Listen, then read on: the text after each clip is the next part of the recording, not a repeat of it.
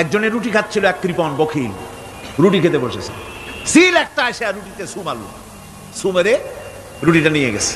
বেচারা পিছনে পিছনে দৌড় আরম্ভ করছে গালি দিতে দিতে, মরার সিল আর তুই জায়গা পাইলি না। চিলের পিছনে দৌড়াতে দৌড়াতে নদীর পারে চলে আসছে। সিলও দেখে যে আল্লাহ, এমন এক বেকায়দার লোকের রুটি নিলাম, কোনো গাছেও বসতে পারি না তার ঢিলার জ্বালায়।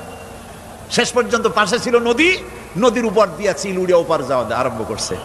বখিল বেচারা দাঁড়াই থাকে, দিলাম ফিসাবিলিল্লাহ, আল্লাহর রাস্তায় দিলাম। এর তো কোনো মানে নাই। নিজে খেতে না পারে বাসি অখাদ্য কুখাদ্য এগুলি দিতে আল্লাহ পাক নিষেধ করেছেন। দিবা বাইসে বাইসে ভালো জিনিসটা, যেটা তোমার কাছে প্রিয় ওইটা দিও। তুমি যদি খারাপটা দাও তাহলে আল্লাহ তোমার দেবেন ওই মানের।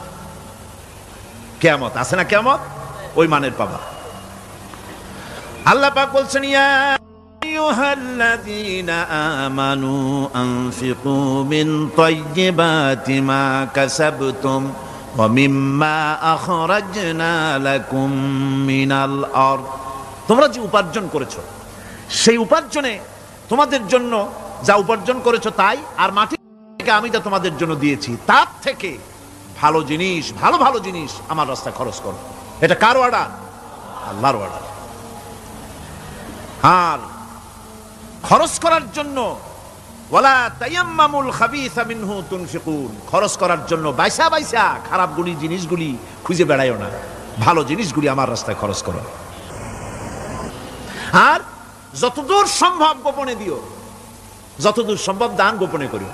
মানুষকে শুনায়ও না অমুক জায়গায় দিলাম, বা মানুষকে দেখায় দেখা দিও না। কোন কোন শহর আছে কোরবানির সময় বিরাট গরু কেনা হয়, সেই গরুর গলায় মালা দিয়া তারপরে শহরের রাস্তায় রাস্তায় ঘুরানো হয়, অমুক মিয়া সাহেব এই গরুটা কোরবানি করবে। এরকম চিটাগংয়ে হয় না, অন্য অন্য জেলায় হয়। জি, এখানেই বেশি হয়। তাই? আশ্চর্য কথা। তাহলে তো উচিত, এরকম যদি উদ্দেশ্য হয় তাহলে বড় মিয়া গরুর সাথে একসাথে হাঁটা উচিত, লোকেরা বুঝুক কোন বড় মিয়া আর কোন বড় গরু। আপনি এটা করলেন কি জন্য? এই কাজটা তো নিন্দনীয় কাজ। আর প্রতিযোগিতামূলক কোরবানি করা, প্রতিযোগিতামূলক 35,000 টাকার গরু কোরবানি করা হলো, মানে নাই।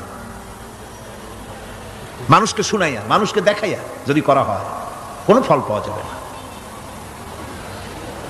আমার বন্ধুগণ, আল্লাহ রাব্বুল আলামিন বলছেন, মানুষকে দেখাবার জন্য দান সদকা করো না। ইন তুবদুস সাদাকা